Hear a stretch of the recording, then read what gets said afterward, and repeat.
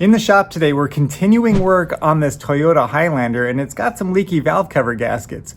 Coming up, we're going to be replacing those valve cover gaskets with this kit from Felpro. Today's episode of Tool Demo starts right now.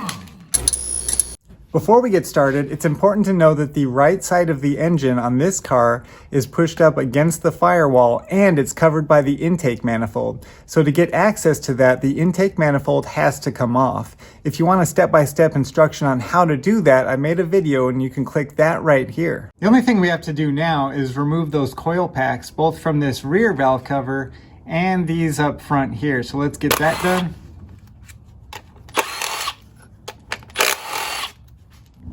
And here's the last one.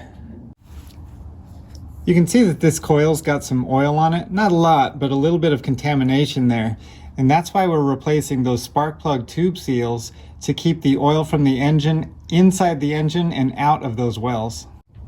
All these bolts around the perimeter are 10 millimeter.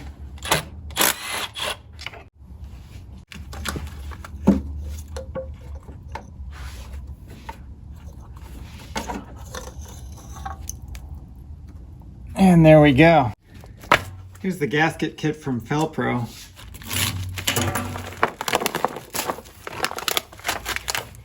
It's got these gaskets and the tube seals. It's going to be interesting to see if both of these valve covers had new gaskets put in at the same time.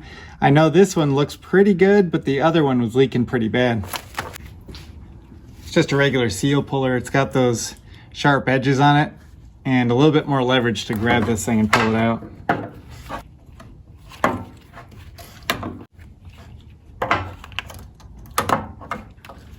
There we go. And let's go ahead and get this gasket out.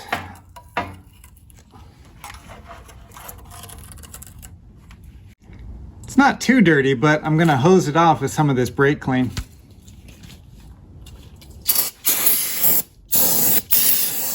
All right, we're going to prepare the surface of the head by cleaning it off.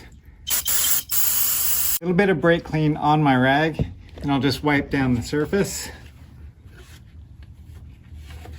Just going to use this carbide tip scraper to get some of the heavier stuff off. This is made by Super Scraper, and I don't see any RTV. Let's come down here and check it out really close. You see the seam here between this part and this part of the head?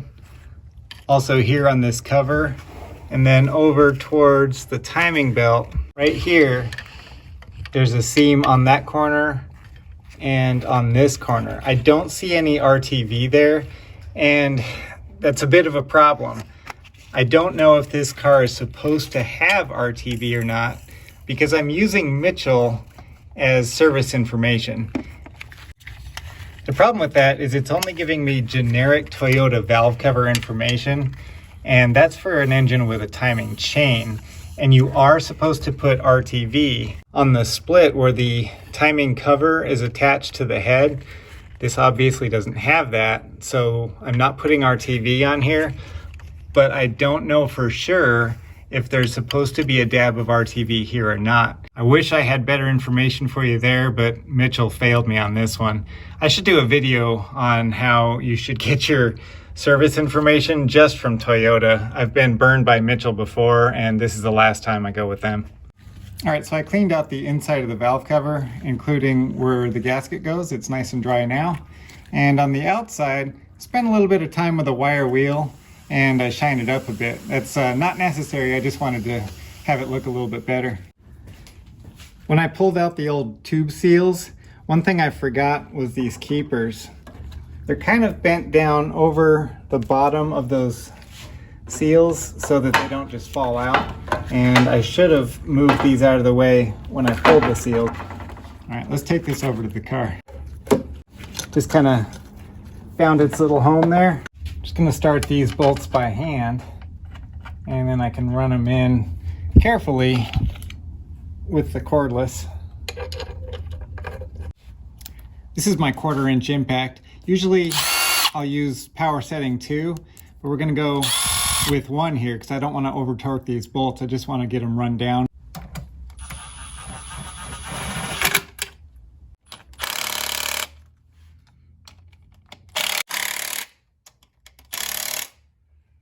This is just a 1/4 inch cordless on power 1, so I'm not over torquing it. Let's check it out with the torque wrench.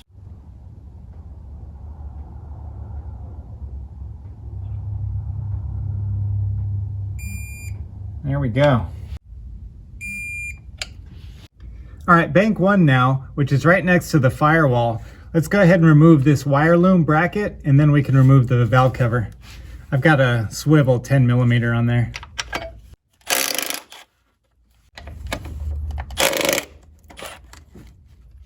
Just a quick shot of air so that when I take this off, it's not going to get dirt in the engine. I'm going to use this 1/4 inch ratchet to get to these bolts that are 10mm.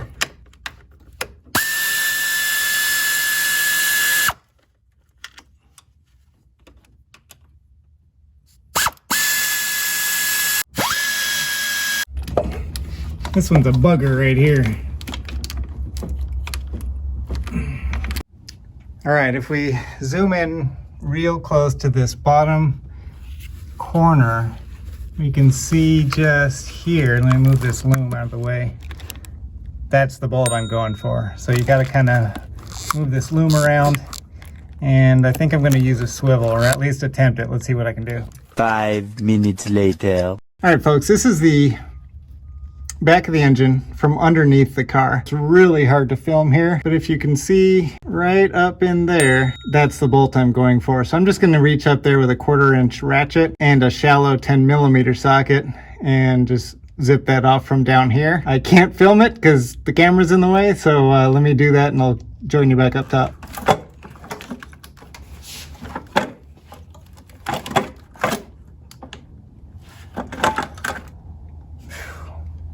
These little spots right here where you can see oil on the gasket, that's where it was leaking, and it was making a pretty big puddle underneath the car.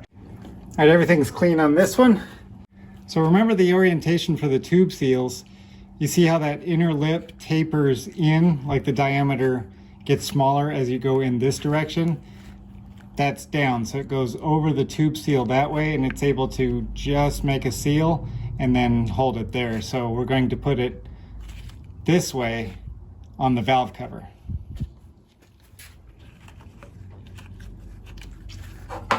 And just push it down with your thumbs. All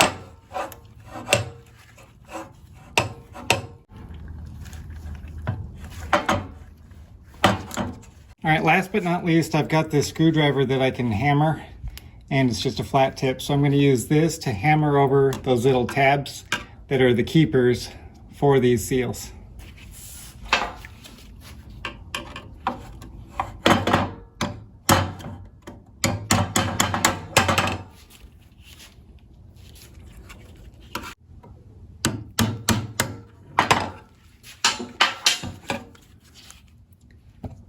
That's what it looks like. They're just a little metal tab that's part of this windage tray, and it just holds them in. All right, we've got the back one, bank 1, all done. Gaskets are in. Let's go ahead and slide it in there. I'm gonna try and get this end scooted up under the harness here like that. And then I can move the front side of it underneath this harness and then kind of wiggle it back and try and clear those sprockets because I don't want those damaging the gasket. I'm still watching the gasket back here and up front here to make sure that it stays in place. And it is. All right. All the wires and everything are out of the way. So now I can just very carefully ease it onto the spark plug tubes here. I'm just going to get these bolts started by hand, and it's going to go the same as on the front cylinder bank here, but it's going to be a little bit more difficult to torque. So let me handle that. I've got a lot more work to do, so I'll see you in the next one. There are plenty of other repairs that need to be done to this car. What I'll do is put those videos into a playlist, which you can click right over here to start watching those.